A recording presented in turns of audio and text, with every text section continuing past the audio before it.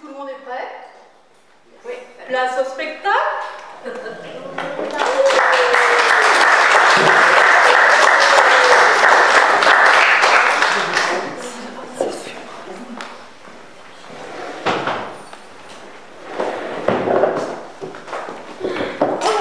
Bonjour. Do.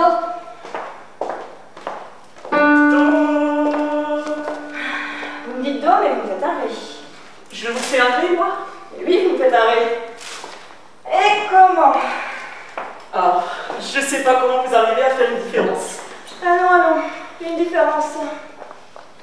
Il n'y a qu'à regarder. Où sont les deux petites notes noires? 1, 2, 3, 4, 5, 6, 7. C'est pas celle-là, là? Eh bien, je vous ai dit 100 fois que le do, c'était juste devant les deux petites notes noires. Ah oui, oui. Oui. Eh bien, qu'attendez-vous? Je vais voir Quoi? Ben, c'est qu'on a plusieurs des petites notes noires. Il y en a 1, 2, 3, 4, 5, 6, 7. Et celle-là là-haut. Mais je suis pas sûre que ce soit un do, puisqu'il est pas juste devant deux petites notes noires. Et là, ben, comme vous voyez, c'est la fin du piano. C'est du bois. Oui, eh bien, c'est un do quand même. Et ben, ça vous en fait 8. 8 do. C'est un piano de luxe. Votre piano, c'est un clavinova. Écoutez, madame, nous sommes là pour faire de la théorie. Non, plutôt du travail, pas pour faire de la théorie. Surtout les pianos, il y en a 8 des dos, madame, c'est le savoir. Maintenant, vous m'aidez à avoir l'obligeance de m'en jouer un. Bon, je vais vous jouer celui-là. Pas d'objection? Oui, eh bien, ça nous verrons quand vous l'aurez joué. Je vous dirai ce que j'en pense.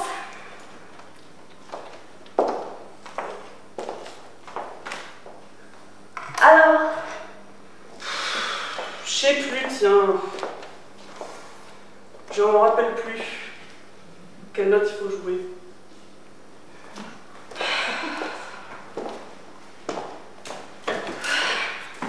Et je viens de vous le dire, mettez ce do. Jouez-le.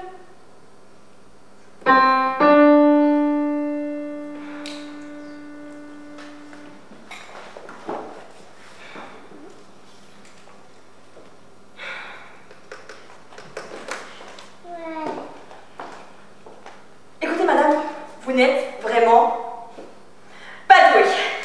Comment on fait? Eh bien, on appuie dessus, tout simplement. Être obligé de vous rappeler cette notion alors que nous en sommes à notre 15e leçon. Voyons, madame, mais qu'est-ce que vous voulez que je pense? Ah non! Alors là, non! Vous prenez réellement pour un imbécile? Appuyez dessus, je sais fort bien qu'il faut appuyer dessus. D'ailleurs, sur toutes les touches, il faut appuyer dessus. Regardez, histoire de rire. Vous allez voir comme je vais vous jouer une bonne douzaine de notes d'un seul coup, tiens. Rien qu'avec les... Madame, voulez-vous mon piano? Et là, doucement, jeune fille. Je vous préviens dès à présent que je ne tolérerai pas que vous me manquiez de respect. N'oubliez pas que je pourrais être votre grand-mère.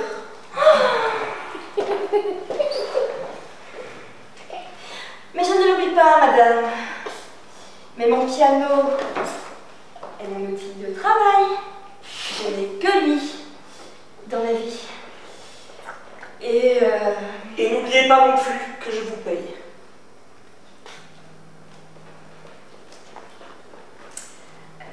Certes, madame.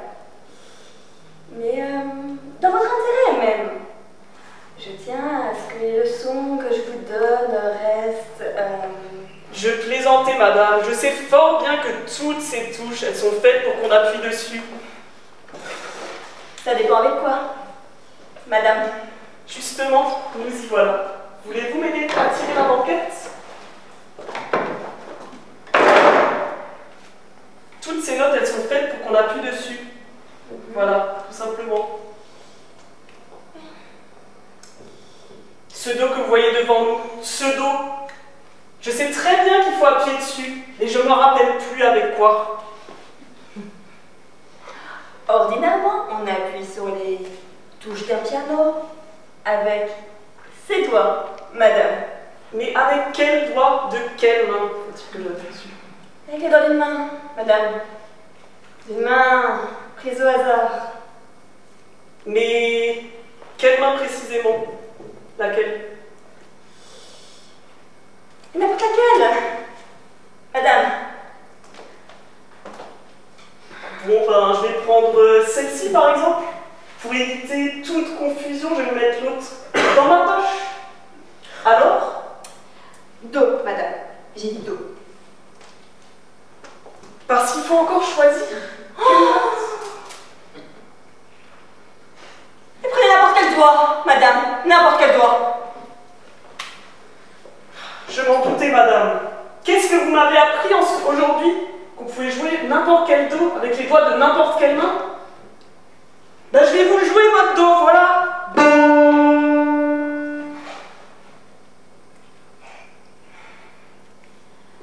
Dites do. Mais vous me faites arrêter.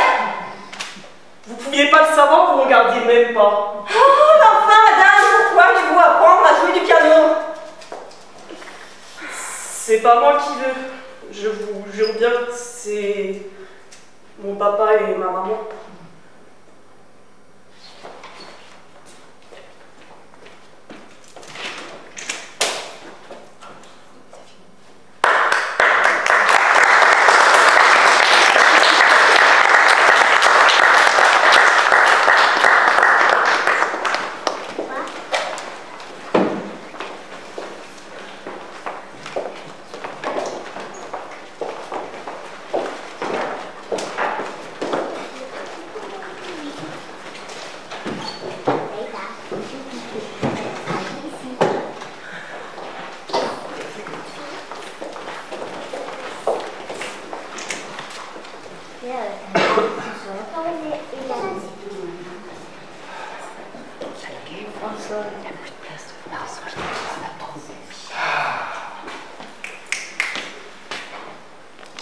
Ah, femme, femme, femme. Créature faible et décevante. Honnêteté. Alors que je la pressais devant sa maîtresse de me donner sa main. Et bien là, à l'instant même, au milieu même de la cérémonie de notre mariage, elle donne sa parole à un autre. Puis l'autre là, avait ri en lisant le message, le perfide. Et moi, comme un bébé. Non! Non. Non, vous ne l'aurez pas. Monsieur le comte, parce que c'est vous l'autre, monsieur le comte. Vous ne l'aurez pas. Ah, parce que vous êtes un grand seigneur. Vous croyez un grand génie. Ah oui, bah oui, noblesse, fortune, un rang, des places. Tout cela rend si fier. Mais qu'est-ce que vous avez fait pour mériter tant de bien?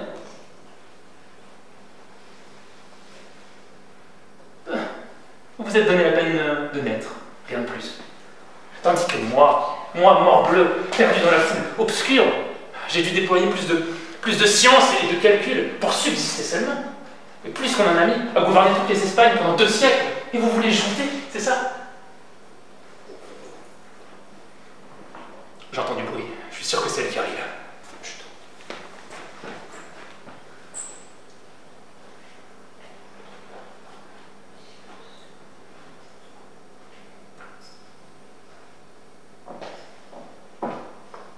Personne?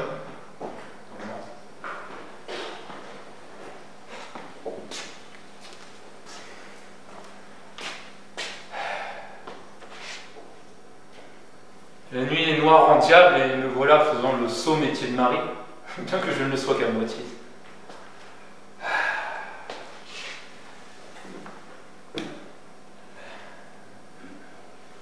Tu n'as rien de plus étrange que ma destinée. Ah, Suzanne, Suzanne, Suzanne. Que de tourments me donnes-tu? Oh, cette fois j'entends le bruit, cette fois on vient. Cette fois, je suis sûr que c'est elle. Tu vas voir ça, tu vas voir.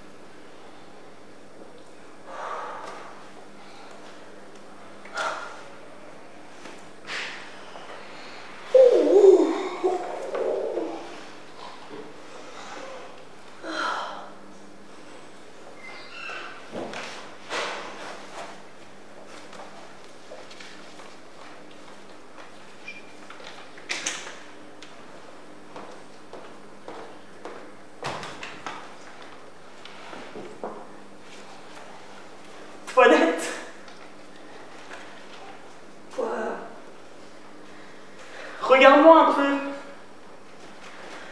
Oui, je te regarde. Toinette. Enfin quoi, Toinette? Ne devines-tu point de quoi je veux te parler? Ben, je m'en doute assez. De notre jeune amant, depuis 6 jours. C'est toujours autour de lui qu'on lieu les entretiens. Hein? Et vous n'êtes pas bien si vous ne parlez pas à chaque heure. Puisque tu connais cela, que n'es-tu donc la première à m'en entretenir? Et que ne m'épargnes-tu la peine de te jeter sur ce discours? Ben, vous ne laissez pas le temps. Et vous avez là-dessus les soins qu'on ne saurait prévenir. Je t'avoue que je ne saurais me lasser de te parler de lui, et que mon cœur profite avec chaleur de tous les moments de sourire à toi. Mais dis-moi, condamnes-tu les sentiments que j'ai pour lui? Je les garde. Ai-je tort de m'abandonner à ces douces impressions? Ah non, je ne dis pas cela. Et voudrais-tu que je fusse insensible aux tendres protestations de cette passion ardente qui témoigne pour moi? À Dieu ne plaise. Et dis-moi un peu, ne trouves-tu pas comme moi quelque chose du ciel, quelques effets du destin dans l'aventure inopinée de notre connaissance? Oui. Et ne trouves-tu pas que le fait d'embrasser ma défense sans me connaître est quelque chose de merveilleux? Mais oui. Et qu'il fit cela de la meilleure grâce du monde? Oui, d'accord. Et ne trouves-tu pas qu'il est bien fait de sa personne? Ah, assurément. Qu'il a l'air le meilleur du monde? Oh, sans doute. Que ses discours comme ses actions ont quelque chose de noble? Ah, cela est sûr. Et qu'il n'est rien de plus fâcheux que la contrainte où on me tient, qui bouge tout commerce au doux empressement de cette mutuelle ardeur que le ciel nous inspire. Alors là, vous avez raison. Mais dis-moi, Toinette, crois-tu qu'il m'aime autant qu'il me dit? Alors ces choses-là, parfois, ne sont pas tout à fait comme on les pense. Elles sont juste à caution. Parce que les grimaces de l'amour sont très proches de la vérité, n'est-ce pas? Et j'ai connu de fort bons comédiens là-dessus. Mais hélas, Toinette, crois-tu qu'il dit vrai, que tout ce qu'il me dit est vrai? Eh bien oui, bien sûr. Mais tu sais, vous savez, avec la lettre qu'il vous a fait dernièrement, où il vous disait qu'il formait le projet de vous demander un mariage, nous allons savoir là si c'est vrai ou pas. Ce qu'il nous raconte, ce sera la bonne preuve. Toinette, mais si celui-là me trompe, je ne ferai... Je ne croirai de ma vie aucun homme. Mais non, si. Enfin, votre père qui vient. Votre père qui vient. Votre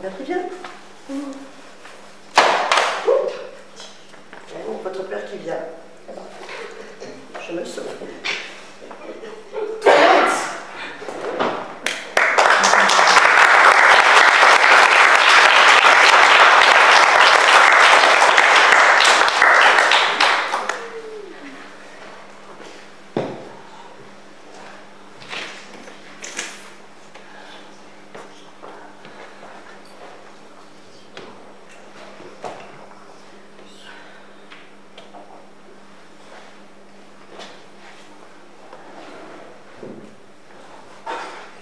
Tu t'es rhabillée? Oui, t'en vas, je me suis rhabillée. Nora, pourquoi? Cette nuit, je ne dormirai pas. Nora, chérie, qu'est-ce que c'est? Il n'est pas si tard encore. Assis-toi, Torvald. Enfin là, Nora, mais... Assis-toi, ce sera long. Qu'est-ce que ça signifie, cette mine compassée? Assis-toi, ce sera long. Alors là, tu m'inquiètes. Je ne comprends pas. Précisément. Tu ne me comprends pas. Mais moi non plus, hein. Je ne t'ai jamais compris. Avant ce soir. Non mais Nora, tu peux pas... Ne m'interromps pas. Écoute ce que je te dis.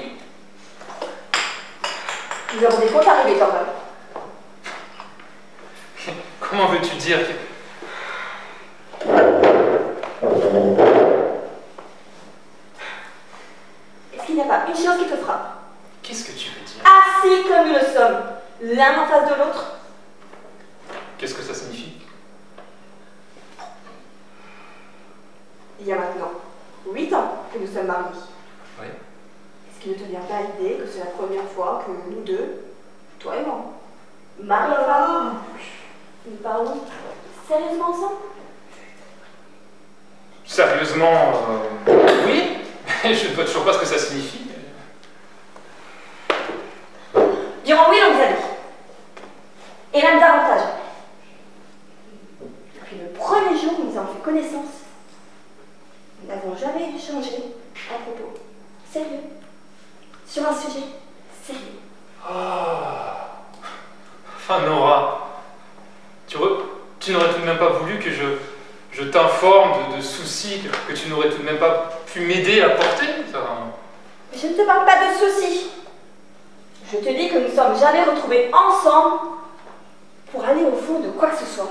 Enfin, bien chère Nora, est-ce que ce serait là des occupations pour toi? Non. Vas-y. On m'a fait un grand sort, Thorvald. D'abord papa, et puis toi. Nous deux qui t'avons le plus aimé.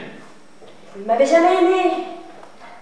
Il vous a paru agréable d'être en adoration devant moi, voilà tout. Mais qu'est-ce que c'est que ces propos sans rien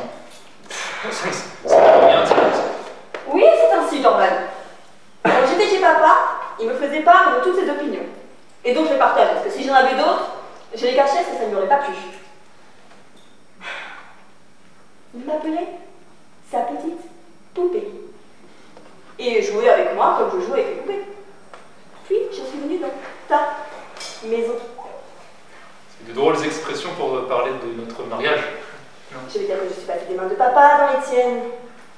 Tu as tout arrangé à ton goût, et donc j'ai eu le même goût que toi. Ou bien j'ai fait semblant, je ne sais plus au juste. Je crois que c'était l'un et l'autre, tantôt l'un et tantôt l'autre. À bien considérer cela maintenant, j'ai l'impression d'avoir vécu ici comme un pauvrette, vivant ici au jour le jour uniquement. Je vivais des pirouettes que je faisais pour toi, mais c'est ce que tu voulais, n'est-ce pas? Si je suis une bonne à rien, c'est vous qui en êtes coupable. Non, bon, écoute, là, Nora, c'est pas possible. Tu es absurde et tu es ingrate. Tu n'as jamais été heureuse ici. Non, je ne l'ai jamais été. Tu n'as jamais été heureuse ici. Je l'ai cru, mais je ne l'ai jamais été. Quelle aberration. J'ai été joyeuse, voilà tout. Notre foyer n'a jamais été rien d'autre qu'une salle de récréation. Ici, je suis ton épouse poupée. Tout comme à la maison, j'étais l'enfant poupée de papa. Ah, Nora. Mes enfants, à leur tour, ont été mes poupées. Oui, je trouvais ça divertissant que tu te mettes à jouer avec moi. Tout comme ils trouvent divertissant que je me mette à jouer avec eux. Voilà ce qu'a été notre mariage, Thorvald. Nora, je peux pas dire. Voilà pourquoi maintenant je vais te quitter. Mais non, mais Nora. Mais Nora, oh. Je veux partir d'ici tout de suite. Ici m'accueillera sûrement pour cette nuit. Ça n'a aucun sens, écoute. Tu es folle. Non, écoute, c'est pas possible, je t'interdis. Oui. Mais il ne sert à rien d'interdire quoi que ce soit désormais. J'ai encore ce qui m'appartient. De toi, je ne veux rien. Ni maintenant, et ni plus tard. Pauvre aveugle. Sans expérience en plus. Mais il faut que je veille à acquérir de l'expérience. Thorvald. Abandonner comme ça ton foyer, ton mari, tes enfants, tu ne penses même pas à ce que les gens vont dire de toi. Mais de ça, je ne m'occupe absolument pas. Je sais seulement que pour moi, c'est indispensable. C'est ridicule, mais... Et comment peux-tu trahir ainsi tes devoirs les plus sacrés? Et que tiens-tu donc pour mes devoirs les plus sacrés? Est-ce que j'ai besoin vraiment de te le dire? Hein? Est-ce que ce ne sont pas tes devoirs envers ton mari et tes enfants? Non?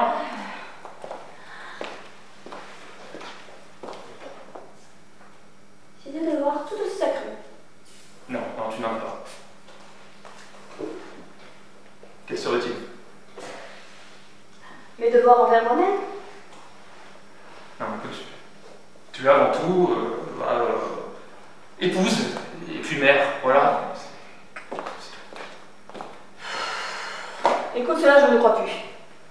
Je crois que je suis d'abord et avant tout un être humain, au même titre que toi.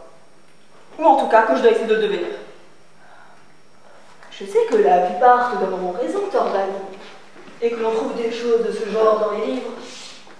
Mais je ne peux plus me contenter de ce que les gens disent et de ce qu'il y a dans les livres. Il faut que je réfléchisse même à ces choses et tâche de voir clair en elles.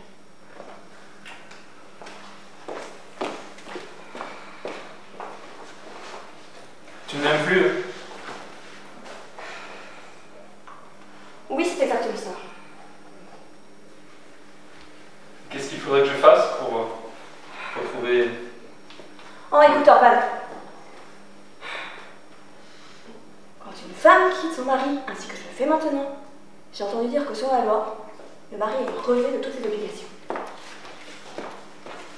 C'est fini. Oh, Thorvald, il faudrait pour ça qu'un miracle suprême arrive. Il faudrait que nous nous transformions de telle sorte que... Ah, mais Thorvald, je ne crois plus à aucun miracle.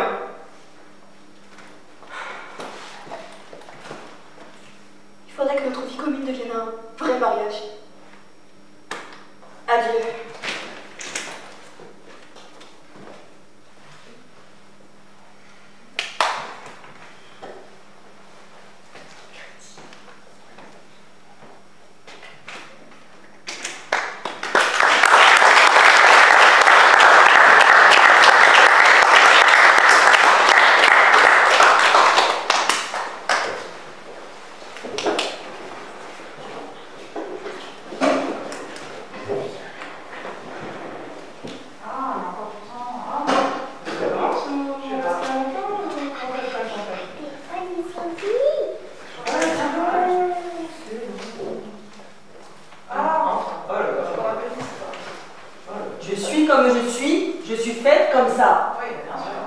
Quand j'ai envie de rire, oui, je ris aux éclats. J'aime celui qui m'aime. Est-ce ma faute à moi, si ce n'est le même que j'aime chaque fois? Je suis comme je suis faite comme ça. Que voulez-vous de plus? Que voulez-vous de moi? Je suis faite pour plaire. Il n'y puis rien changer. Mes talons sont trop hauts, ma taille trop combrée, mes seins beaucoup trop durs et mes yeux trop serrés. Et après, qu'est-ce que ça peut vous faire? Je suis comme je suis. Je plais à qui je plais. Qu'est-ce que ça peut vous faire, ce qui m'est arrivé?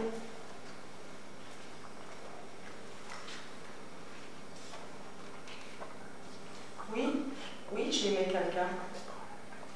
Quelqu'un qui m'a aimé. Comme les enfants qui s'aiment.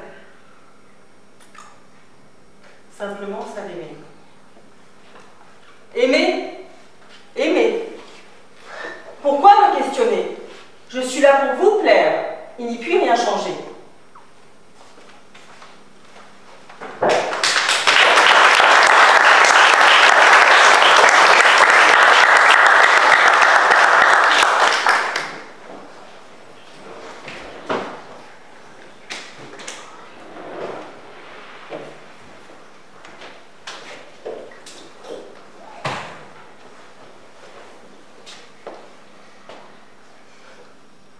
Maladie cannibale.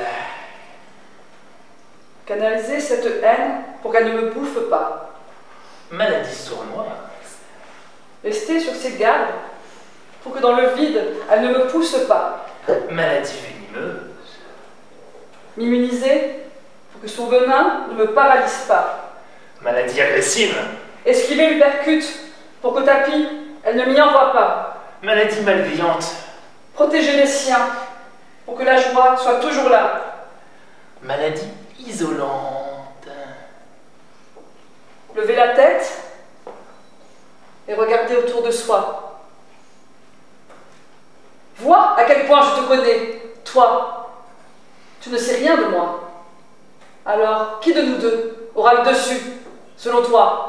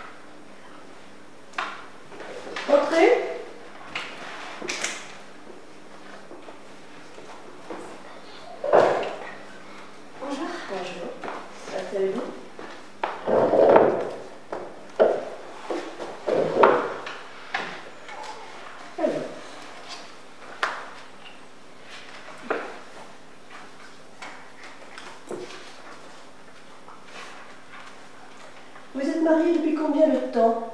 20 ans.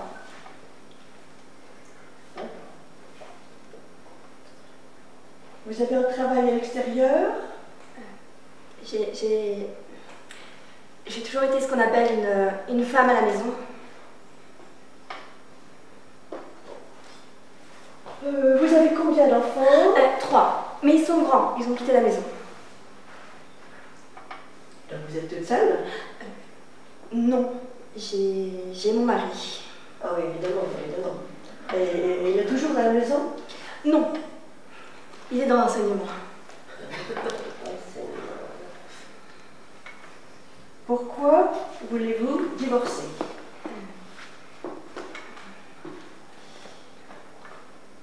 Il n'y a pas d'amour.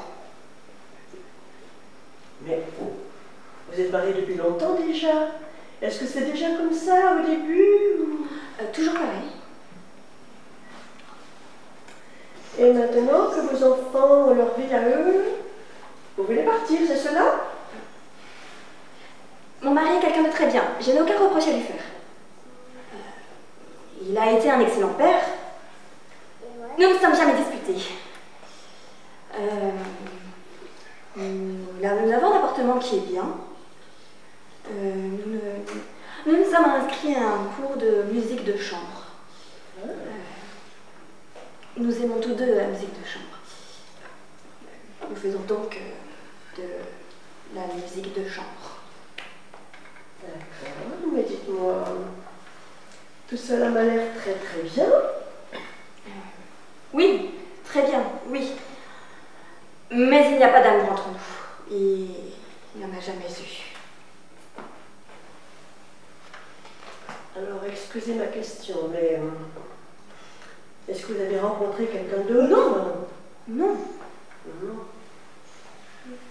Et votre mari? À ma connaissance, non. Et vous n'allez pas vous sentir très seule? Je pense que si. Mais je préfère cette absence d'amour. Je préfère cette solitude à cette absence d'amour. Et alors, comment est-ce que ça se manifeste, cette absence d'amour? Mais il ne se manifeste pas du tout.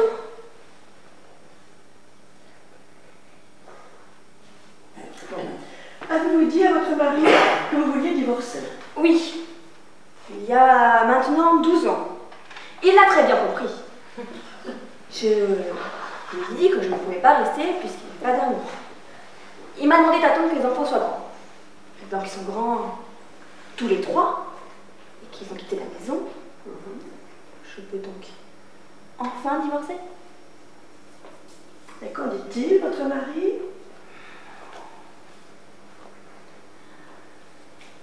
Il m'a demandé de réfléchir encore. Il m'a demandé 100 fois ce qu'il n'y avait pas entre nous. Je lui ai répondu qu'il n'y avait pas d'amour entre nous et qu'il n'était pas possible de continuer. Il m'a demandé en quoi devait consister cet amour. Je lui ai dit qu'il n'était pas possible de décrire une chose qu'on ne connaissait pas. Mais c'est affreux. Oui, c'est affreux. Il se passe quelque chose de bizarre. Mes sens. Je veux parler du toucher, de la vue, de l'ouïe. Comment ça me trahir? Par exemple, cette pièce. Je peux dire qu'elle est grande. Mais la sensation que j'en ai est abstraite en fait. Et c'est pour tout pareil. La musique, les parfums, les visages des gens, tout me semble de plus en plus pauvre et puis terne.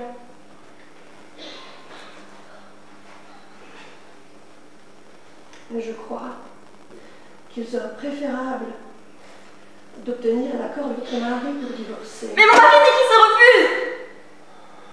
C'est pour mon bien. Ce que je regretterais. Est-ce que vous êtes fermement décidé? Je n'ai pas le choix. Vous comprenez? Oui. Je crois.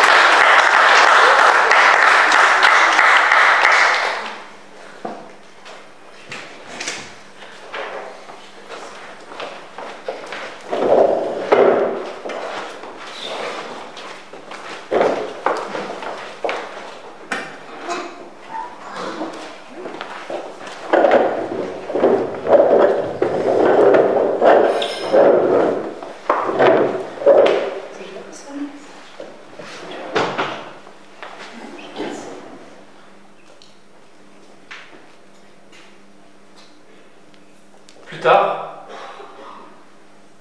l'année d'après,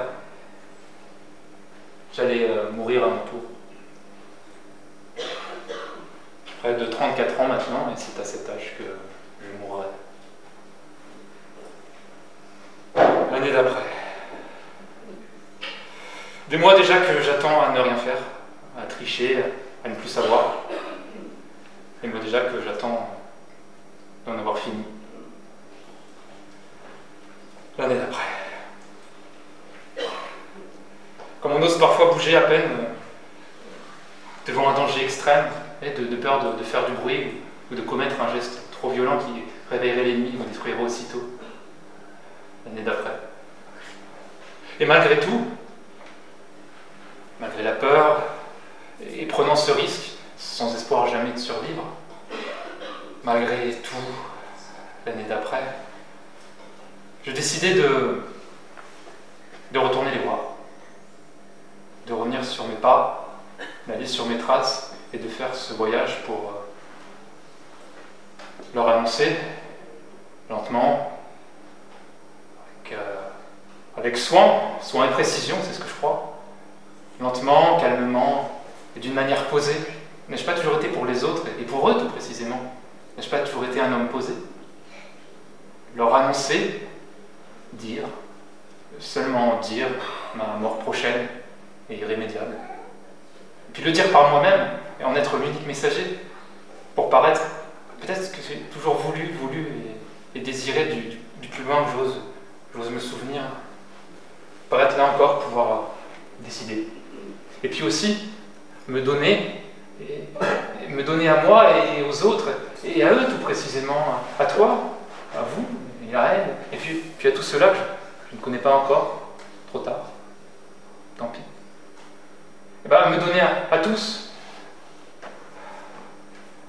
l'illusion d'être responsable de moi-même et d'être, jusqu'à cette extrémité, mon propre maître.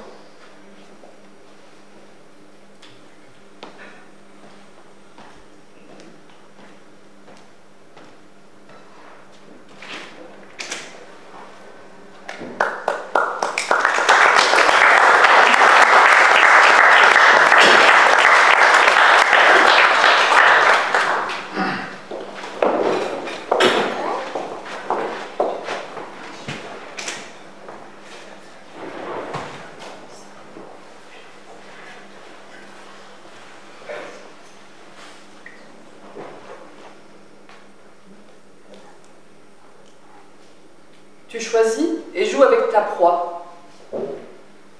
Dehors, le soleil brille et les oiseaux chantent.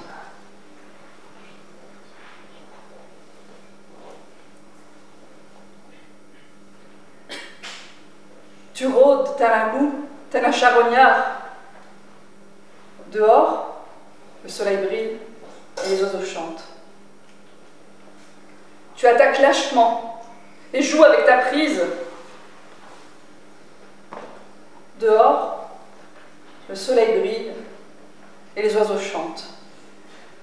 Tu es là, je ne te vois pas. Je t'imagine laide, repoussante. Tu es en moi, je ne te veux pas. Je t'imagine jouissive, jubilante. Mais peu importe, parce que dehors, le soleil brille et les oiseaux chantent.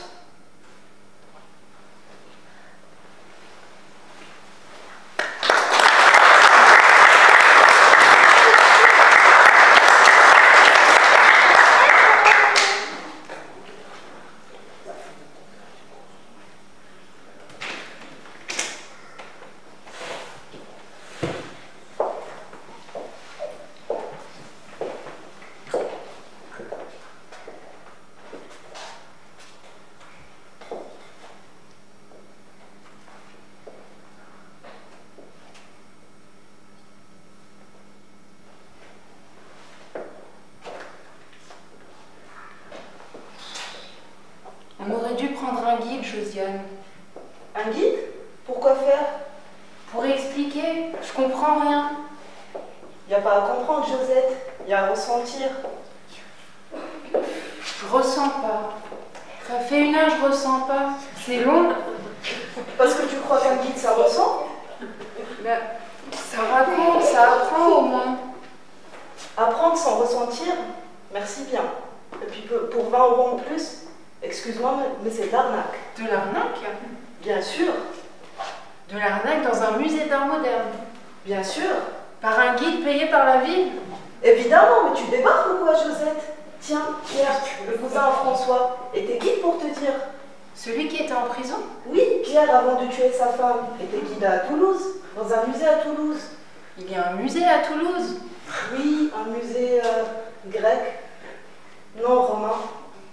Non, égyptien, c'est ça, égyptien. Et je me souviens qu'il voulait même cacher le corps de Lucette dans un sarcophage. Sacrée histoire. Enfin bref. Pierre, il apprenait par cœur le prospectus. Le prospectus qu'on distribuait à l'entrée. Et Pierre, pour 15 €, il le répétait aux gens. Mais tu te rends compte de l'arnaque? À Toulouse. À Toulouse. Putain. Et crois-moi, les gens qui ne ressentaient pas plus quand Pierre avait terminé. Ah, ça m'étonnerait. Un guide qui va tuer sa femme quand il explique les Égyptiens. Il y a une vibration, il y a une onde en plus. Tu crois? Bien sûr, un futur assassin qui vous parle, c'est comme un héros de Corneille. Il y a de la tragédie dans sa voix, on est pris, on ressent forcément. Non, mais je te rappelle qu'il récitait un texte qu'il connaissait par cœur. Et alors? Les héros de Corneille aussi, ils connaissent leur texte par cœur. C'est comme le prospectus, c'est jamais le héros qui l'écrit. C'est vrai. Excuse-moi, mais c'est des cons à Toulouse. S'ils savent pas faire la différence entre un guide normal et un guide qui va étrangler sa femme... Mais je connais pas Toulouse. Tu connais pas Toulouse en plus? Non. Tu sais, Josiane, par moments je te ressens pas. Non, mais viens, Josette.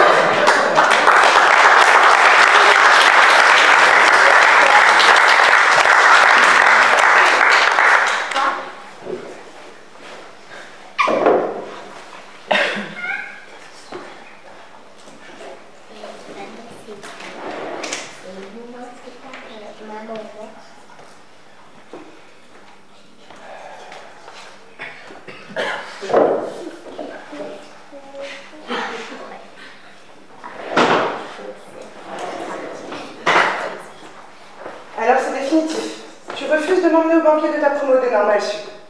Bah, écoute, chérie, on va pas recommencer. Je veux dire, c'est pas que je refuse de t'emmener, c'est-à-dire qu'en fait, si tu veux, comment dire, je t'évite une compagnie dans laquelle tu ne pourrais que mesurer l'insuffisance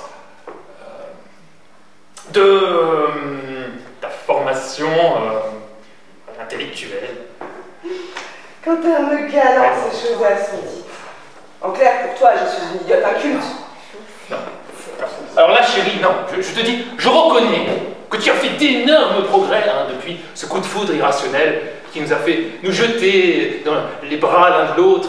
Moi, brillante, je le dirais énarque, mais je n'ai fait que l'école normale, j'aurais pu faire l'ENA aussi, tu me diras. Et puis voilà, docteur S-lettres, professeur d'université à peine 30 ans. Et puis toi, petite bibliothécaire de 20 ans à peine, qui n'a pour tout bagage qu'un baccalauréat. Mais je dois dire que tu as fait beaucoup d'efforts pour élever ton niveau culturel depuis notre rencontre. Tu es allé voir des spectacles, tu as beaucoup lu, tu es allé voir des expositions, et pour une autodidacte, tu es quelqu'un d'exceptionnellement cultivé. Tout le monde le dira, tout le monde. Allez, mais que veux-tu? arrête-toi là, je connais la suite.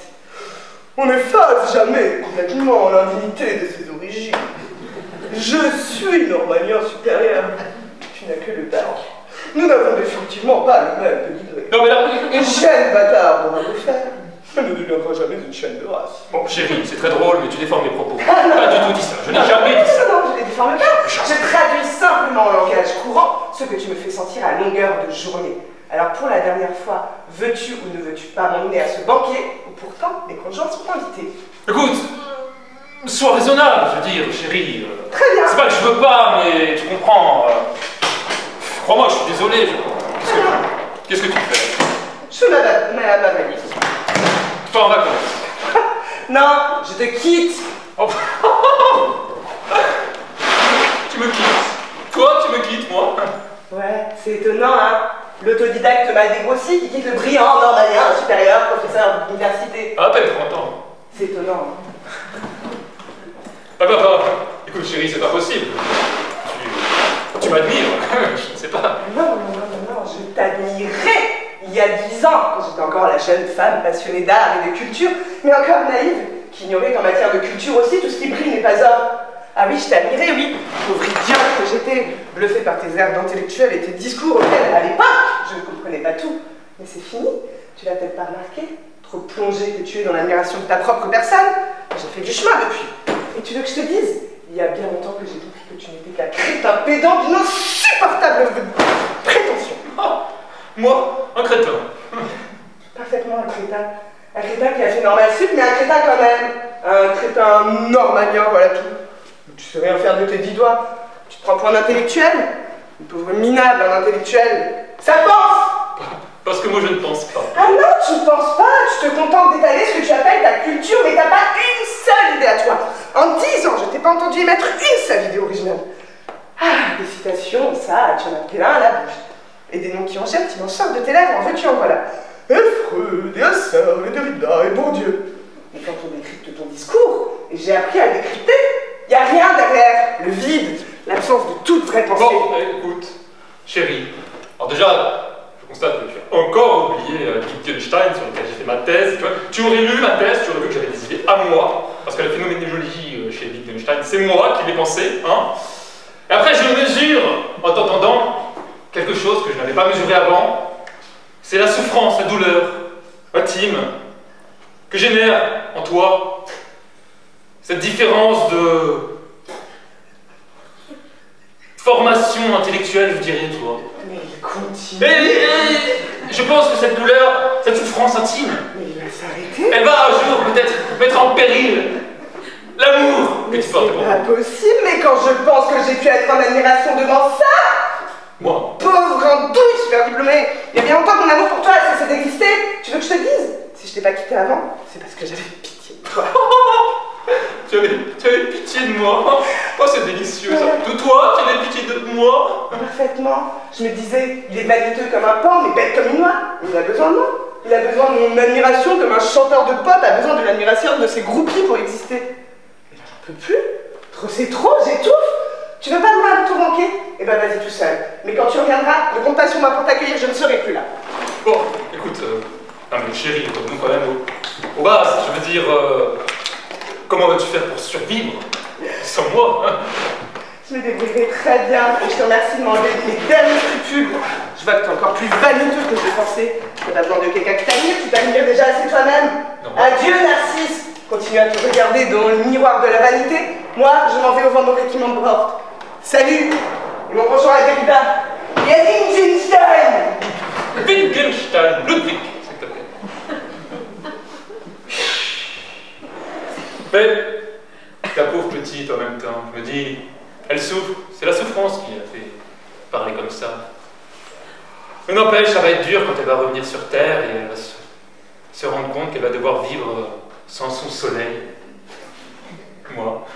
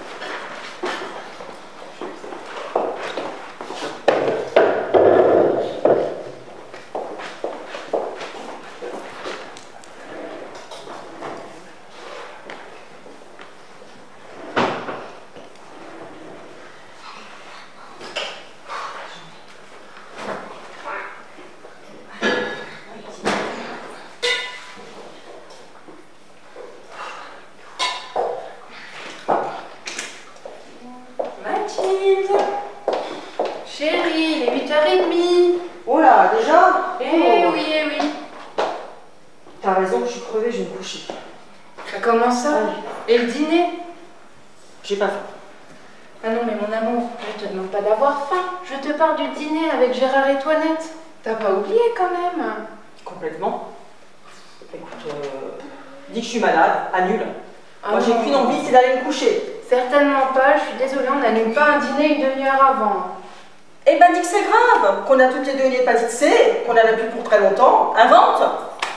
Moi, je n'irai pas dîner chez Gérard et Mais qu'est-ce que tu racontes? Quoi? C'est eux qui viennent chez nous. T'as pas vu que j'avais dressé la table? Tu croyais peut-être que j'avais pris de l'avance sur le réveillon? Mais qu'est-ce que c'est que cette histoire de dîner? Ça, c'est encore quelque chose qui s'est décidé sans moi. Tu m'as jamais dit que Gérard et Toinette venaient dîner ce soir. Si, la semaine dernière, je t'ai dit, samedi en 8, Gérard et Toinette viennent dîner à la maison. Quand tu me l'as dit? Ben, samedi en 8, mais dans l'autre sens. Mais évidemment, je n'écoute jamais rien. Je commence, on aura ras-le-bol que tout se décide toujours au dernier moment dans cette maison. Mais comment ça, au dernier moment? Ça fait une semaine que c'est prévu. Il te faut combien de temps pour te préparer un dîner, toi? Je sais pas à qui tu l'as dit, mais sûrement pas à moi, je m'en souviendrai. Ouais. T'as raison, je me suis trompée, je l'ai dit à la femme de ménage. Vous vous ressemblez tellement toutes les deux.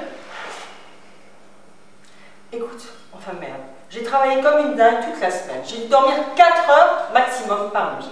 Le seul soir où je peux me reposer tranquillement chez moi, tu me colles un dîner à la con sur les bras. Tu te fous vraiment de ma gueule. Ah non, c'est toi qui te fous de moi, je m'en souviens très bien. Moi j'étais là, et toi, t'étais là. Et même que tu m'as répondu super. Moi j'ai dit super. Oui, ouais. Moi j'ai dit super. Oui. Je dis jamais super. Même quand je prends de l'essence. Hein? Ma réponse, tu l'as rêvé samedi dernier. Non mais la mauvaise foi, faut le voir pour le croire. Mais dis donc, depuis quand on passe des dîners à la con avec Gérard et Toinette? Mais j'ai jamais dit qu'on passait des dîners à la con. Ah si. Et là ça fait 15 minutes, ça fait pas une semaine. Dîner à la con, eh ben ça va leur faire plaisir quand ils vont le savoir. Tu commences vraiment à me faire chier, Michel. Tu commences à me faire chier. Je sais pas si tu as décidé de gâcher mon week-end, en tout cas c'est bien limité là. T'as raison, je me suis dit inviter ton meilleur ami fêter son anniversaire chez nous. Ah ça va lui gâcher son week-end. J'ai pas pu résister. Bref, on fait quoi là? Ils vont arriver, je leur dis quoi? Rien, je les emmerde, moi je vais me coucher. D'accord, donc je vais mettre un post-it sur la porte. Mathilde est allée se coucher, elle vous emmerde. PS, bon anniversaire Gérard, c'est ça? Je m'appelle. Merde, je te dis merde. Mais moi aussi je te dis merde. Tu ne m'as jamais dit que Gérard et Toinette venaient dîner ce soir, c'est pas vrai. C'est pas vrai? Non. Tu oses me dire que c'est pas vrai? Oh, non mais je vais la tuer. Alors je m'en souviens très bien. Il était 8h05, on venait de se disputer pour une histoire de banque ou d'assurance, je sais plus. Enfin bref, j'avais mon peignoir blanc, enfin anciennement blanc depuis que tu l'as fait tourner avec ta tenue de golf là. Bref, j'allais me laver les cheveux, je suis revenue exprès dans la salle de bain pour te dire, ma chérie, tu n'oublies pas, Gérard et Toinette viennent dîner à la maison, j'ai pas fini.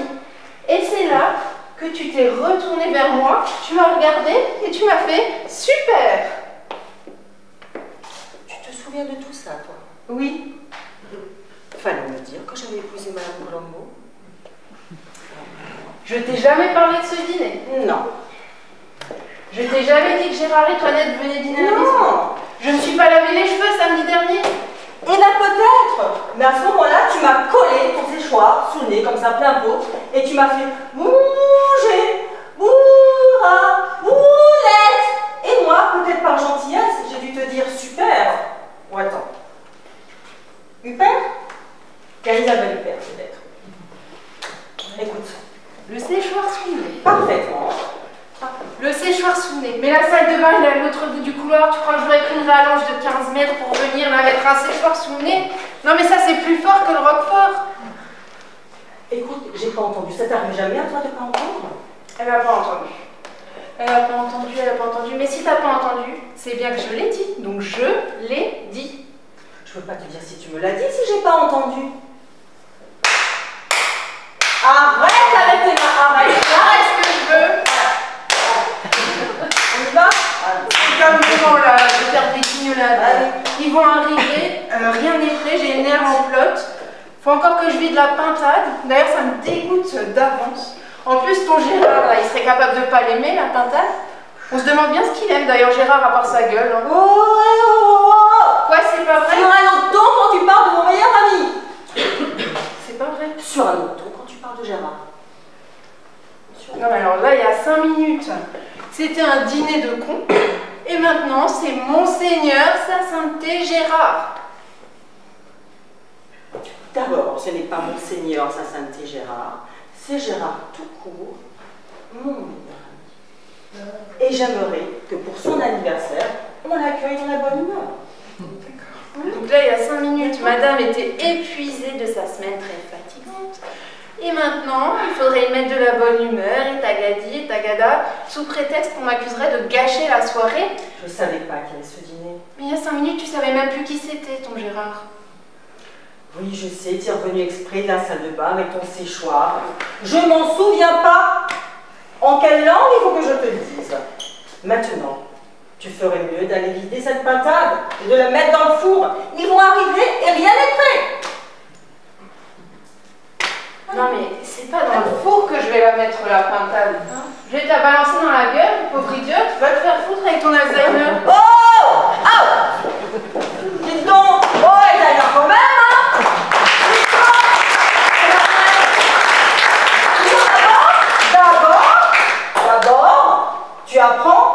D'abord, tu apprends à venir à l'heure à tes rendez-vous. Hein? Je fais exprès d'être en retard rien que pour t'emmerder. Mais je sais que t'es qu'une chieuse.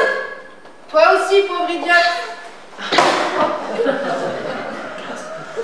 C'est la pintade là que j'ai vu passer là. Non, c'est ma grand-mère qui fait tourner les tables.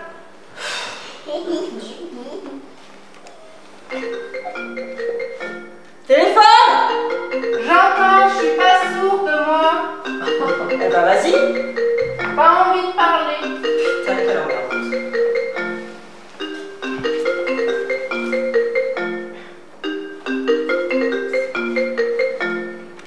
Allô? C'est Gégé, qu'est-ce que je lui dis? Parle-lui d'Isabelle Huppert. Ah. Oui, Gérard. Non. Non. Bah, bien sûr, on annule, bien évidemment. Mais oui. Écoute, tu sais ce qu'on fait? Tu nous appelles-nous demain pour nous donner des nouvelles, hein? D'accord? Hein? T'inquiète pas. Michel n'avait même pas encore mis la pintade dans le four. Ne t'inquiète pas. Écoute, on s'appelle demain, hein? On t'embrasse, Michel t'embrasse. On t'embrasse. À demain. Bisous. Bon. Quelle soirée. On peut savoir ce qui se passe? Bah vas-y, parle. Allez, dis quelque chose là.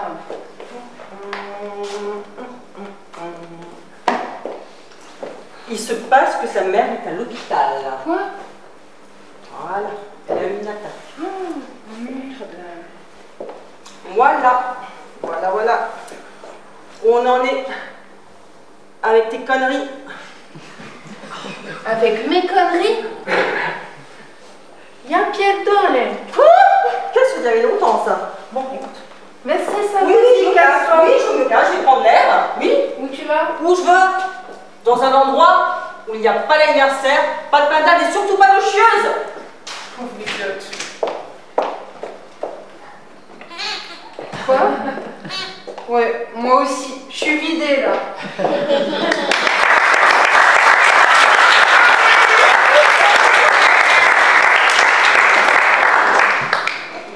Il a dit quoi?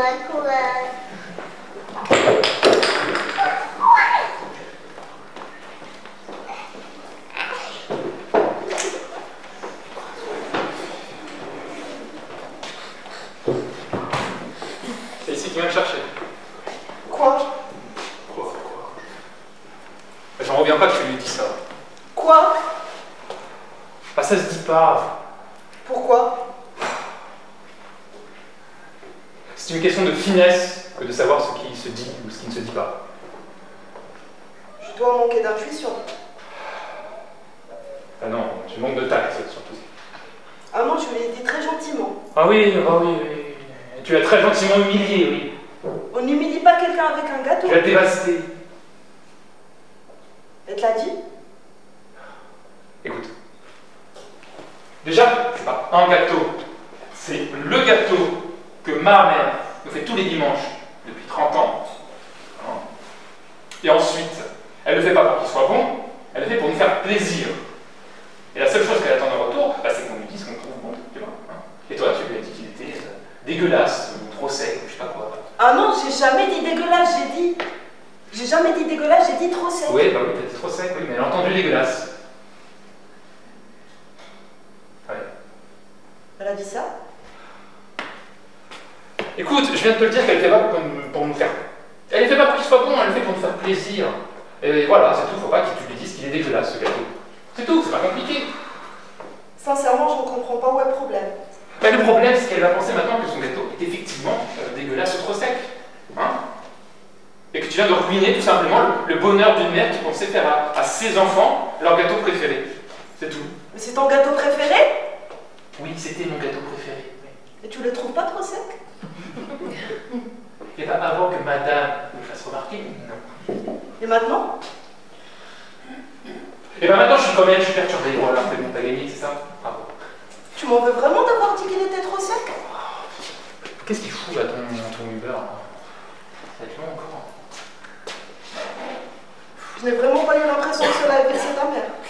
Mais normal que t'as pas eu l'impression. C'est normal, elle a rien fait, enfin, elle a tout fait pour pas te montrer. Elle a dissimulé. Mais c'est elle qui m'a demandé comment était son gâteau. Oui, bah, ce qui montre bien qu'elle avait envie, besoin de savoir si ce gâteau était bon ou non. Voilà, elle avait envie de t'entendre dire qu'il était bon. Bah si elle m'avait pas posé la question, je lui aurais rien dit. Bah oui, mais parce que tu disais rien en fait, c'est ça le problème. Ce qui prouve bien qu'elle avait besoin d'entendre que ce gâteau était bon. C'est tout. Voilà. Bon, qu'est-ce qu'il fout là? Allez, on va pas être... C'est déjà très long comme ça, hein? Il arrive. Il s'appelle comment? Rachid. Oh, tellement cliché. C'est quoi sa voiture? Une Citroën. Une Citroën. Et tu vois, non mais j'y pense là. Et la semaine dernière, on allait voir ton frère. Hein? Il t'a demandé s'il avait vieilli. Bon, il a vieilli, on est d'accord. Et pourtant tu lui as dit non. Hein, pourquoi tu n'as pas fait preuve de la même délicatesse envers ma mère qu'envers ton frère? Pourquoi? Parce qu'on peut rien faire contre le coup de vieux de mon frère. Par contre, il me semblait qu'on pouvait facilement améliorer le gâteau un peu trop sec de ta mère. Mais qui voulait améliorer ce gâteau?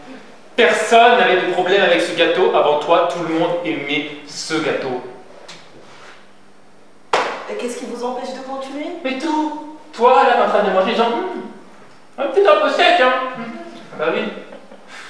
Tu vois, avant tous les dimanches, on traversait la ville pour aller déguster un dessert que l'on pensait unique et exceptionnel.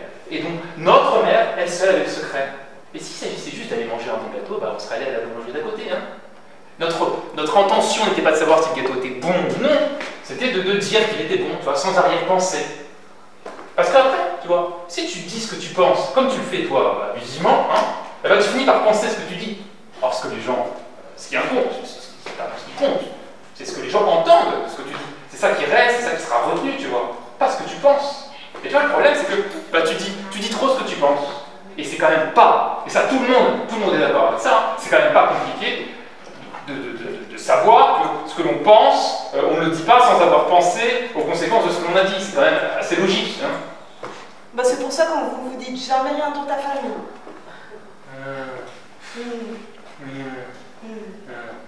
Bon. Mais non, mais c'est pour ça qu'on fait attention à ce que l'on dit. Pas comme toi. Écoute. Bon, il viendra jamais, hein. Vas-y, prends un vélo. Tu m'as saoulé, je rentre à pied. Ouais, je fais un peu d'effort. Je rentre à pied. Trop sec.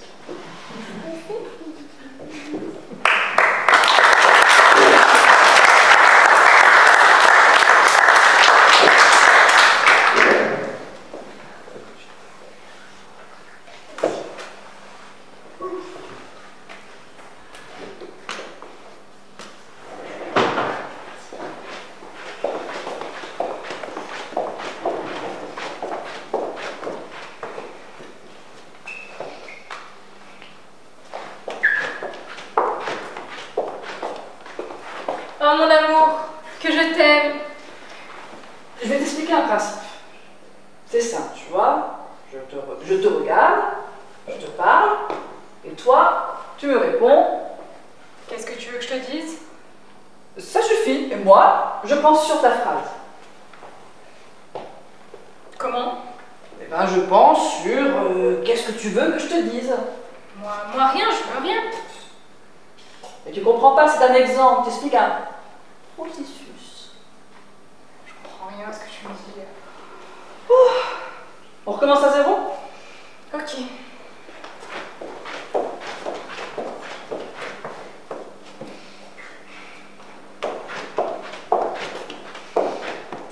Oh mon amour, que je t'aime. Bon.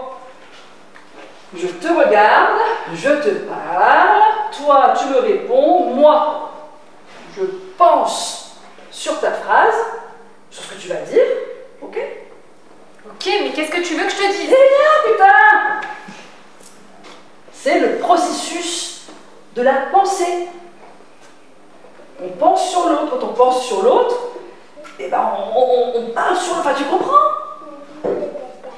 C'est tout, c'est simple. Donc, si je pense à ce que tu viens de me dire, tu me prends pour une conne. C'est pas ce que je dis. C'est pas ce que je dis.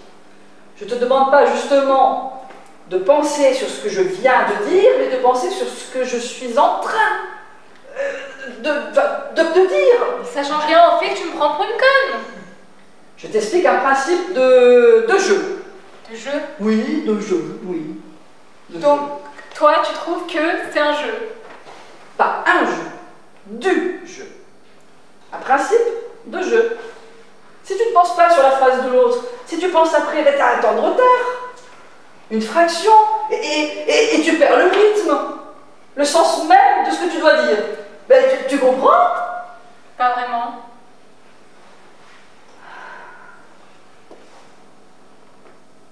Qu'est-ce que tu veux que je te dise? Ne dis rien. Rien. Ne dis plus rien. Je me tais. Oui, c'est bon.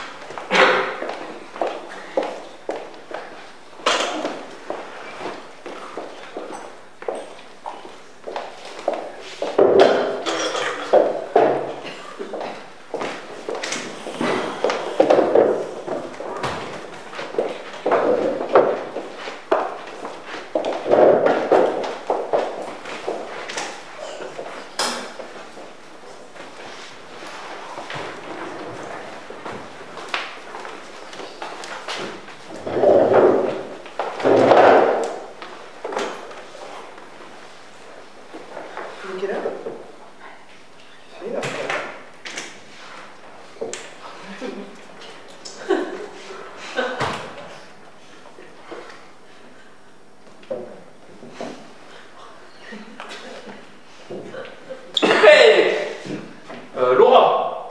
Ah non, moi c'est Marion. Oh. Eh ben ça commence mal. Désolé, excuse-moi. Excuse-moi, Marie, enchanté. Salut. Enchantée aussi. Pas très sûr qu'elles soient enchantées, mais enfin bon. Salut. Ça va, ça fait pas trop longtemps que t'attends? Non, non, non, je viens d'arriver. Ok, super. Quel mytho. Tu veux boire quelque chose? C'est moi qui invite. Bien, on est indépendante, on lui montre. S'il vous plaît. Madame, Dites-moi. je vais vous prendre un café. Et moi une soupe. N'importe quoi. Mais alors plutôt un thé et un cheesecake, s'il vous plaît. Ah non, ça suit, c'est bien. Alors, un café, un thé et un cheesecake. D'accord. Ouais, je suis gourmande comme fille. Peut-être mal interprété, mais pourquoi pas. Et toi, t'aimes les gourmandises? Ok, ah, c'est bizarre. Et sinon, tu fais quoi dans la vie? Ah. En fait, je suis taxidermiste. Run, now. Non, je déconne. Mais en fait, je suis cruciverbiste, tu vois, je conçois les mots croisés. Ah, mais c'est génial ça! Non, explorateur, c'est génial. Ouais, bah en fait, si tu veux, en fait, c'est la passion de ma mère. Je veux dire, on faisait tous les dimanches soirs, tous les dimanches après-midi, on faisait des mots croisés, tu vois. Puis ma grand-mère, elle a fait des chiffres et des lettres. Elle est restée 10 semaines dessus, tu vois. Et à un moment, elle a fait 187 points avec exosquelette. J'ai même le DVD si tu veux de l'émission. Wow. Je te le prête si tu veux. C'est pas elle était aussi bonne pour les chiffres que les lettres. Ouais, et toi, tu fais quoi dans la vie? Moi, je suis mannequin-pied. Ah, mais t'as le gang des métiers qui n'existent pas. Tu pourrais être mannequin tout court. Non, gentil. On m'a déjà proposé d'être mannequin-fesses. Oh, Trop ça. J'aimerais bien voir ça. Ok, beaucoup trop, on change de conversation. Et sinon, ça fait longtemps que t'es sur les sites de rencontres, toi? Ouais, ça fait attends, combien, ça fait 5 ans, là. Ouais. Mauvaise réponse, mais vous avez droit à une seconde chance. Bah, en fait, ça fait 5 ans, si tu veux, en fait, ça fait 5 ans que je me suis inscrit, tu vois. Parce qu'en fait, après, j'ai rencontré la femme, enfin, une femme, tu vois, je me suis dit, ouais, c'est la femme de ma vie, tout ça. Je lui ai dit, vas-y, tu veux m'épouser? Et là, en fait, elle est partie avec mon meilleur pote, tu vois. Ah oui, c'est ballot, ça. Horrible, épouvantable, affreux, non, toi tu choisis. Bah non. Et sinon, toi, t'as déjà été dans des relations longues de nature constituée, tout ça? Ah ouais, non, mais moi, j'ai peur viscérale de l'engagement. Vraiment cette réponse? Mais je sens que maintenant, tu vois, j'ai envie de me poser, avoir des enfants. Vraiment cette réponse? Ouais, c'est cool ça. Bah, moi, tu sais, j'ai un fils en fait. Ouais. Ah, non, vas-y. Ah! Ouais, il a 5 ans. Ouais. Ah, et il est chez toi parfois? Non, je laisse dans la rue, connasse. Ouais, en fait, si tu veux, on est hyper proche avec mon ex-femme. Donc, des fois, ouais, je le garde à la maison, ouais, c'est normal. Ça pue la rechute amoureuse sur un bourré. Le café. Ouais. Merci. Ok, merci. Cheesecake. Merci. Oh, c'est hyper bon. Et sinon, c'est quoi ce truc de Ça, toutes les couleurs là? Ouais. Ça, en fait, c'est mon plan drague. What? En fait, quand je suis en date, des fois, j'ai peur de manquer de sujets de conversation, tu vois, qu'il y ait des blancs. Du coup, j'en ai écrit sur des petits bouts de papier. Bon, c'est des trucs banals, hein. Tu vois, il y a, par exemple, est-ce que tu as des frères et sœurs? C'est quoi? Est-ce que tu aimes les voyages? Banal.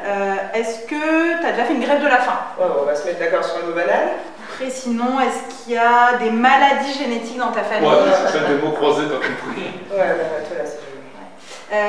Et si tu devais choisir un mot pour te décrire? Je te loue pour toi, non? Non, surtout, ouais. C'est quoi ton type de fille? Mon type de fille? Ouais. Bah, en fait, mon type de fille, c'est.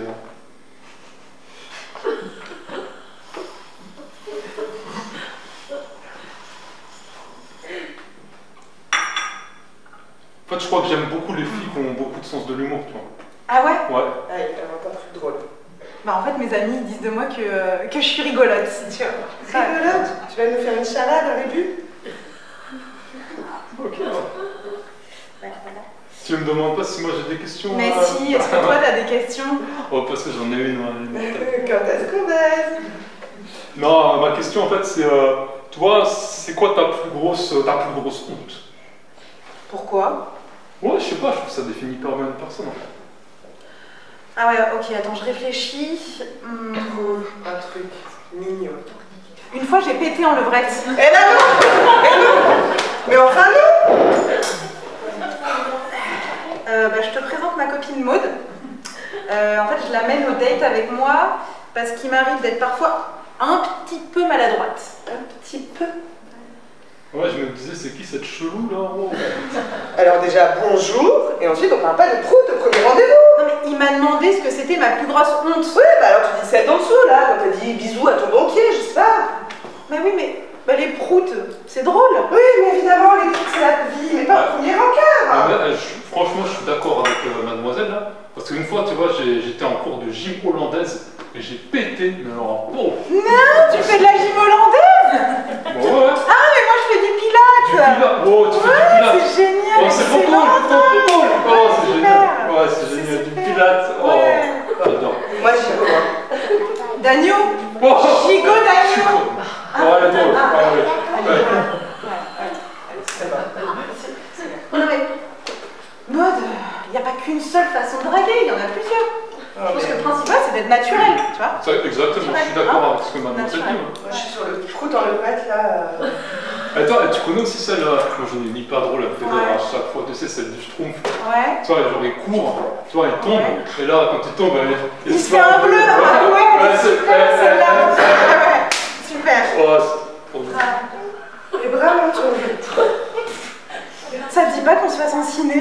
Ah ouais, tu sais, il rejoue des vieux films en ce moment, il y en a un avec, comment il s'appelle, tu sais, le petit acteur là. Non, le Luigi de Finesse, là, ah, super. La choupe au sou, un truc. J'adore ce film. Tu connais? Ouais, ouais. On y va? Ouais, vas-y. Ah, super, on y va. L'addition, s'il vous plaît. Je prends ça. Merci. C'est moi qui fais ça. T'as mangé ton gâteau? Ah, vas-y, je l'emporte. Vas-y, je prends le. Ah, merci. Ouais. T'as un dernier conseil à me donner? Non. Merci. Tu veux un gâteau? Je veux. Attends, vas-y. Ah, merci, pardon, merci.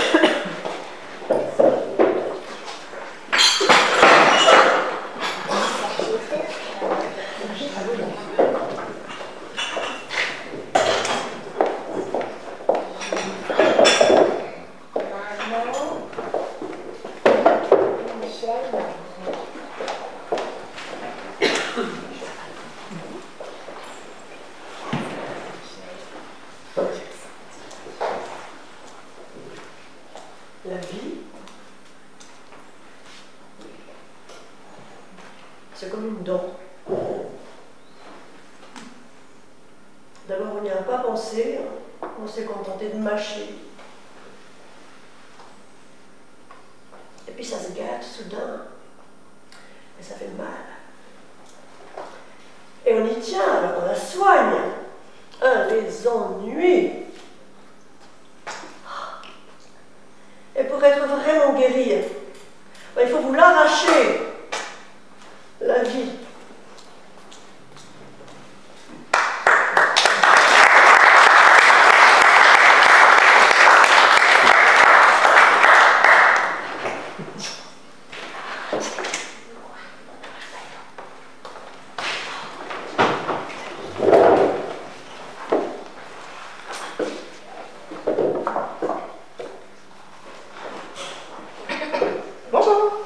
Vous avez choisi?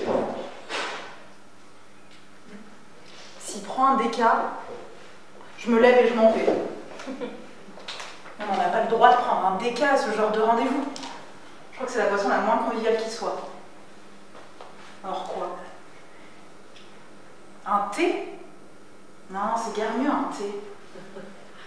On sent qu'on passerait le dimanche avec la belle famille, à regarder la télévision.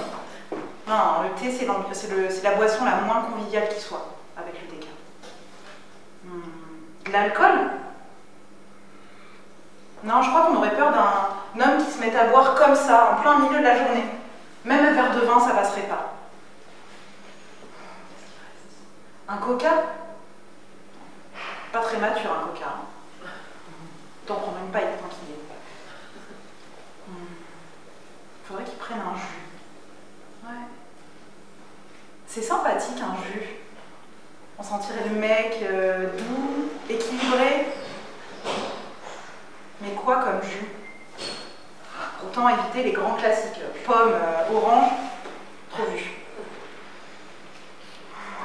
Peut-être un entre-deux. Un truc un peu original. Papaye, goyave? Non, trop extravagant, ça fait trop peur. Ouais, un entre-deux, ça serait bien comme l'abricot. Ouais, un jus d'abricot, ça serait bien. S'il prend un jus d'abricot, je l'épouse.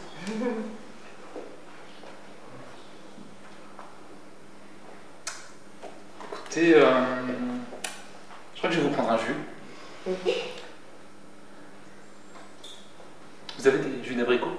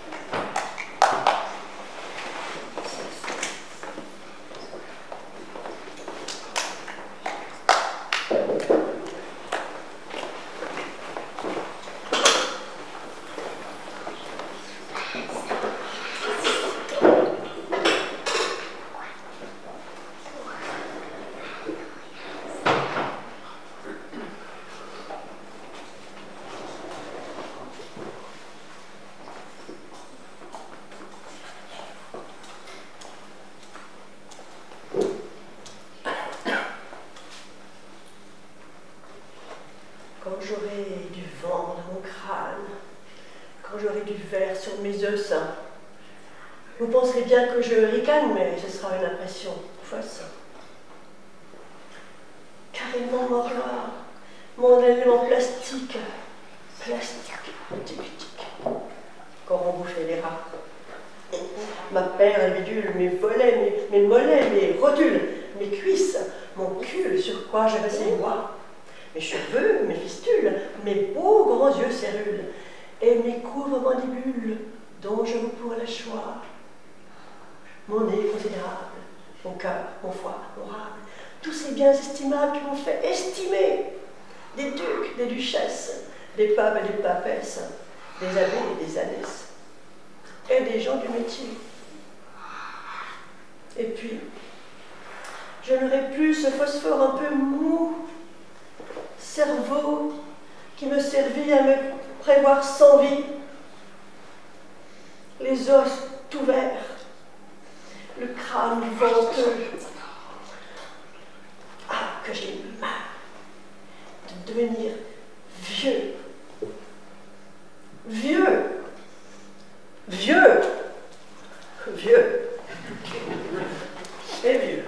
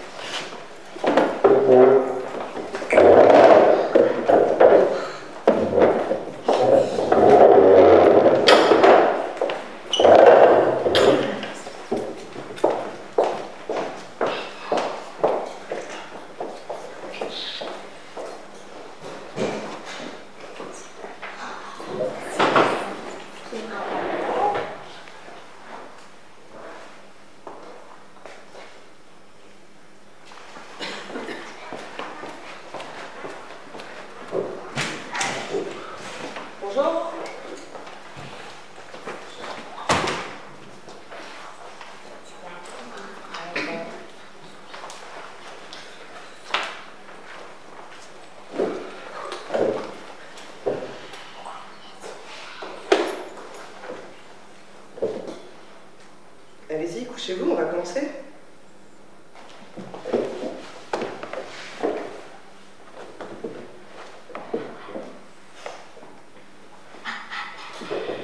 Je la supporte pas.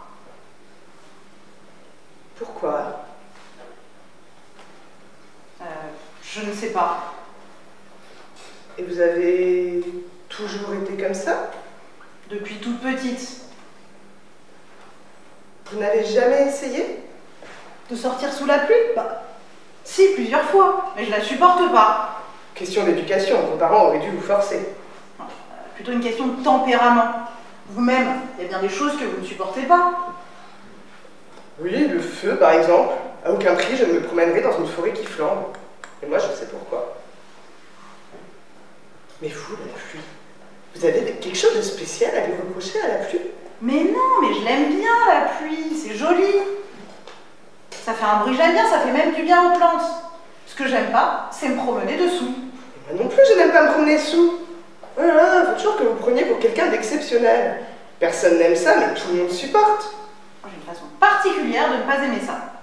Je ne supporte pas, voilà. Tout ça n'est pas très clair. Voyons.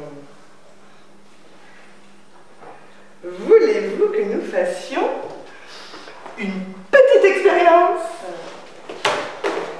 Assis.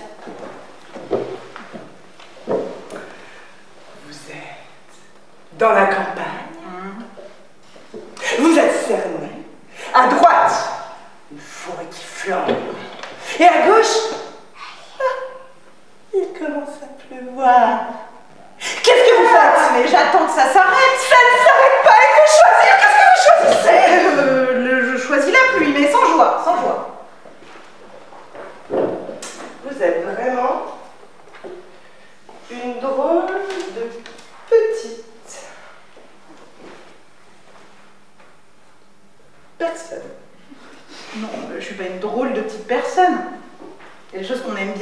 mais pas de trop près. Le feu, par exemple, que vous aimez bien.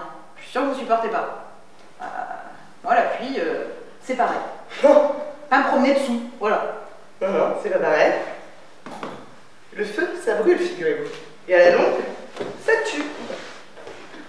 Ouais. On dit ça aussi de l'alcool, je crois que ça vous empêche pas d'en boire, hein. Oui. L'alcool, ça tue à la longue, oui, mais pas la même longue que le feu. Pour l'alcool, c'est une longue plus courte.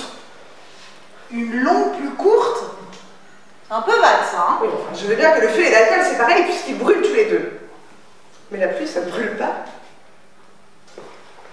Ah ben non, mais ça mouille. Ah ben non, c'est pas la pluie qui mouille, c'est l'eau. Mais la pluie, c'est de l'eau qui tombe. L'eau, pour qu'elle mouille, il faut qu'elle tombe. L'eau qui se contente de couler, par exemple, ça ne mouille pas les gens qui se promènent le long.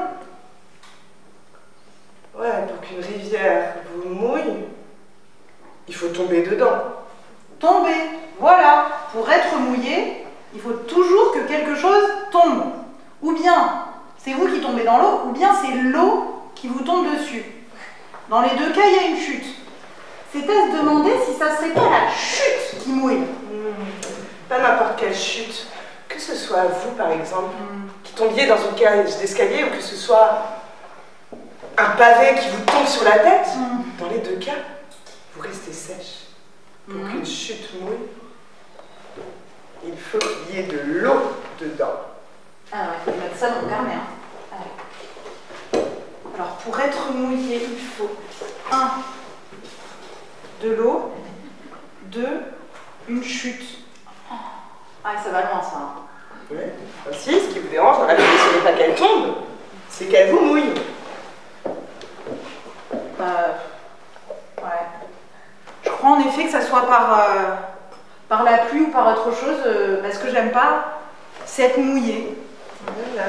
Ainsi, je suppose que vous ne vous lavez jamais. Si, tous les jours. Bah alors sans vous mouiller. Si, bien sûr, avec de l'eau, je peux pas faire autrement. Bon, bah alors vous supportez pas. Ah si, mais vous avez beau dire une douche et une averse, c'est pas tout à fait la même chose. Une douche, quand je la reçois, je suis toute nue. Ah bon.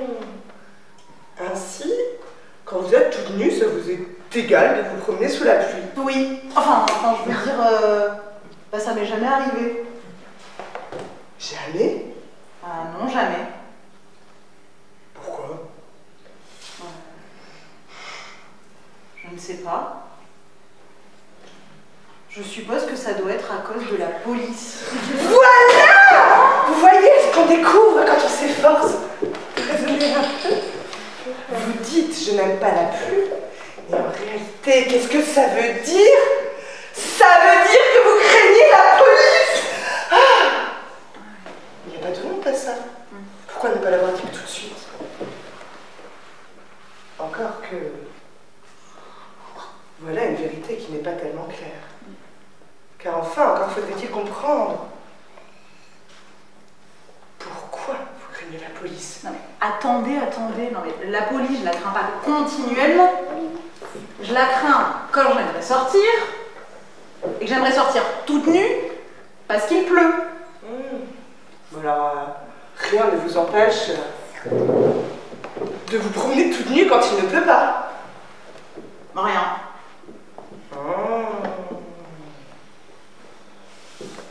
Encore que si, quelque chose m'en empêche. Ça peut pas être la pluie, nous allons supposer qu'elle n'est pas là. Non.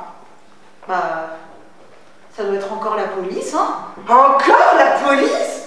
Vous voyez qu'elle continue de vous faire peur, même quand il ne pleut pas. Et surtout que je suis pas sûre qu'elle le fasse exprès. Hein. Attendez, alors.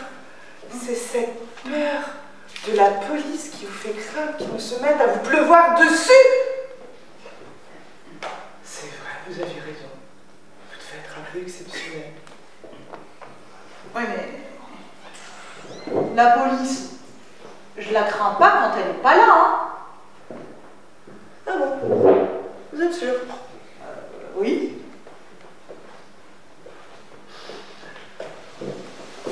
Vous n'avez pas peur de la police quand elle n'est pas là?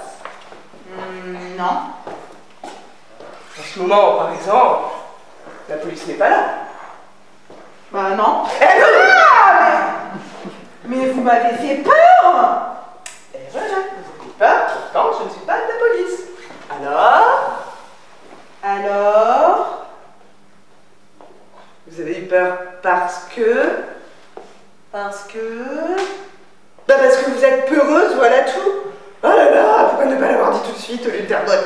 réjouissante. Je crois que j'avais honte d'être peureuse. Ah bah non. Non. Il n'y a pas de honte à ça. Ça se soigne. Bah oui, il vous faut un parapluie.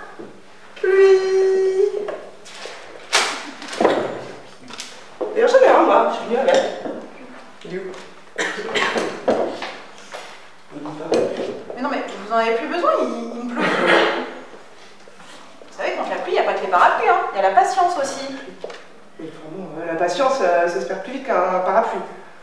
Et pourtant, vous en faudra de la patience quand vous aurez perdu votre parapluie. Vous savez, quand vous aurez perdu la patience, bah, avec un parapluie que vous la retrouverez. Avec quoi que je vais retrouver ma patience? Avec de la patience.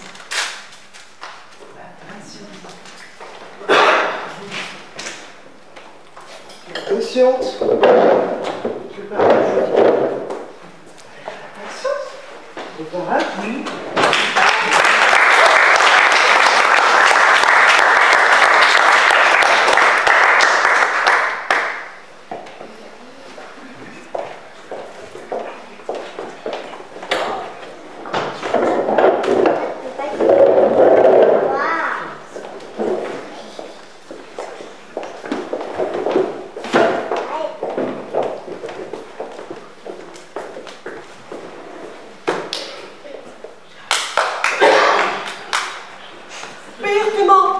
Non, je ne mens pas. Mais si tu mens, alors jure-le-moi. Oh, pourquoi veux-tu que je le jure?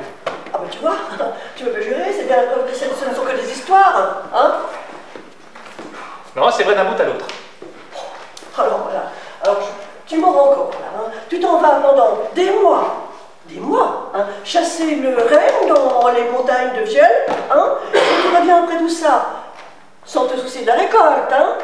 Et avec plus de fusil, plus de carnassière, hein? Et en plus, tu as une blessure à ta pelisse, hein? Et tu voudrais me faire voir la lune en plein midi avec des histoires de chasse à dormir debout? Alors raconte-moi, où l'as-tu surpris ce bouquetin? Eh bien, je l'ai surpris à l'ouest de Yendine. Bon, allez, continue. Eh ben, en fait, si tu veux, j'avais un vent de face, un vent très vif, tu vois. Et puis là, derrière un tronc d'arbre renversé, il cherchait de la mousse sous la neige. Ah bah alors, va, continue, va. Eh ben oui, ben, j'étais aux aguets, j'ai retenu mon souffle, et j'entendais la couche de neige craquer sous ses sabots, tu vois, hein, et j'apercevais même un bout de sa corne. Alors tu penses bien, je m'avance doucement, je rampe vers son côté, et là, elle caché entre les rochers, viens voir.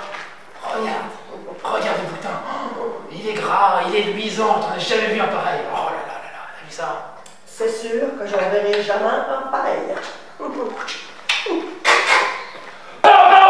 Je tire. Ah, là, le monstre roule par terre. Alors qu'est-ce que je fais? Eh ben, je lui saute sur le dos. Je lui saisis l'oreille gauche et je m'en vais lui planter mon couteau entre les deux épaules. Non. Normal. Quand tout à coup, le monstre pousse un rugissement, hein, se redresse sur ses quatre pattes, rejette comme ça plusieurs fois la tête en arrière au point de me faire tomber le couteau d'entre les mains.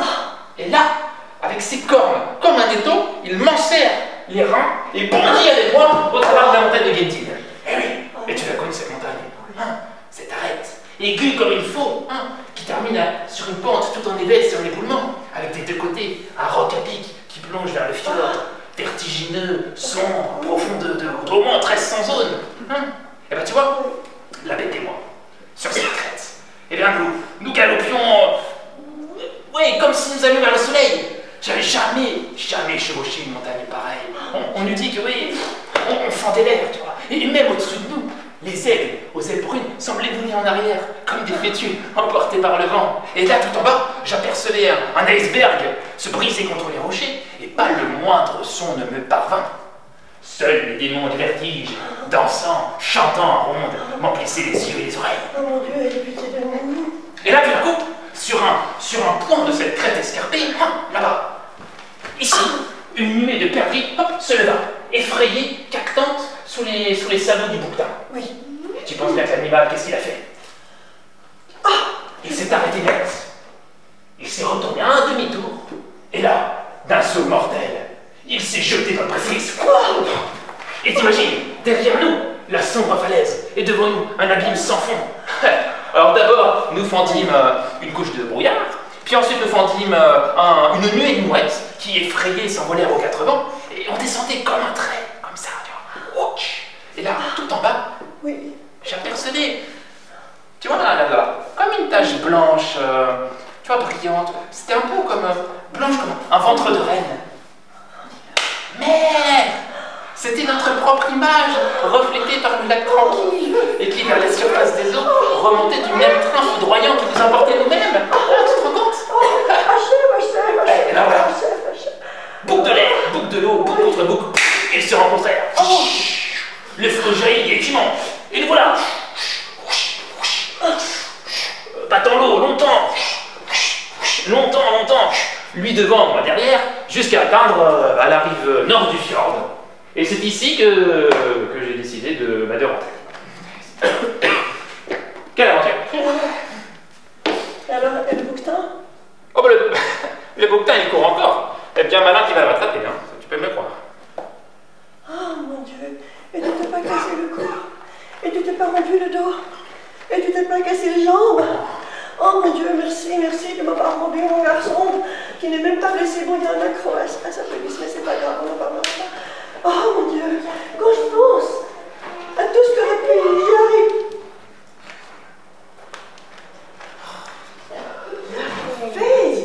Non mais menteur, mais maître des menteurs. Mais cette histoire-là, mais je la connais. Je l'ai entendue quand j'étais jeune fille. C'est arrivé à Gudbrand Blaise. Et pas à toi. Qui ça? Gudbrand Blaise. Et pas à toi. Je connais pas. Bien sûr que tu connais pas. C'est trop vieux comme histoire. C'est quand j'étais jeune fille, je l'ai entendu. Gudbrand Blaise. Ah, voilà. Ben non, mais c'est vrai, enfin, je veux dire, elle nous est arrivée à tous les deux, ce genre de truc, ça se répète dans le temps, c'est comme ça. Un menteur, maître des menteurs. Un mensonge, bien sûr, ça peut le déguiser. Hein. On peut l'enjoliver tout autant de choses, le décorer jusqu'à ce qu'on ne retrouve même pas sa carcasse. Hein. Et c'est ce que tu fais. Tu lui mets des ailes d'aigle, tu lui mets des choses horribles et monstrueuses. C'est bien qu'on est pris dans le tissu des contes et on a peur et ça nous coupe le souffle. Et on se rappelle pas qu'on connaissait déjà l'histoire. Tu veux une galette? Non. Dommage. Franchement, non. Non mais écoute, et quelqu'un d'autre que toi dirait ça, tu sais quoi? Je l'assommerai sur le champ. Oh mon Dieu, je voudrais mourir et reposer sous la terre. Il n'y a plus rien qui fasse effet sur lui, ni les prières, ni les pleurs. Mais tu es un fils perdu, mais tu es complètement perdu, perdu, à jamais. Eh oh, oui. Petite mère. Petite mère. Oui. T'es gentille, hein? Tu sais quoi? Tu as raison sur tout ce que tu dis. Oui, mais bien sûr. Allez, ne te fâche pas. Sois gai. Oh, mais non, tais-toi. Comment veux-tu que je sois gay avec un cochon de fils comme toi? Mais tu te rends compte? Je suis une pauvre aveuse qui est abreuvée de honte. Abreuvée de honte. C'est ça toute ma récompense. Où es-tu?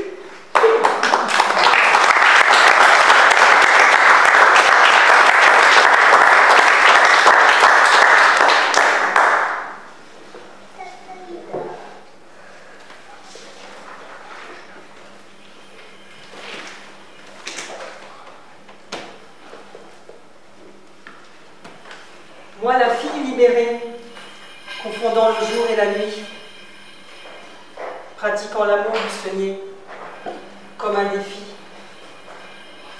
Oui, moi, j'éprouve quelquefois l'envie d'être apprivoisée, d'arrêter mon cinéma et de tout partager.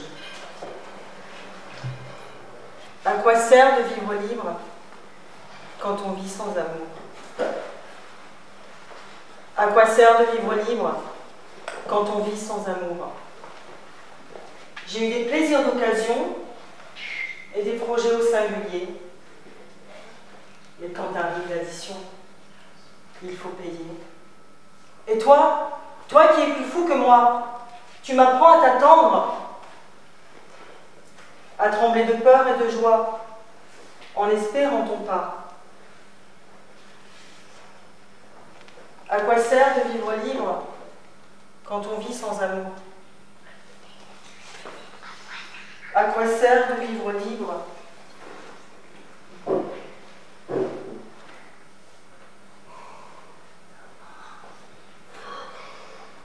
quand on vit sans amour?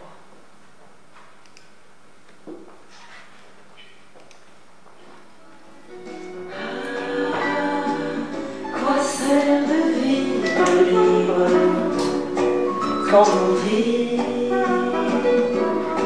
sans amour?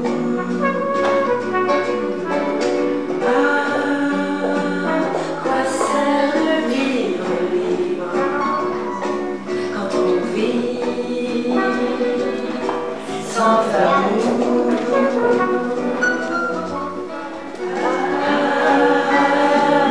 Quoi sert de vivre libre quand on vit sans amour?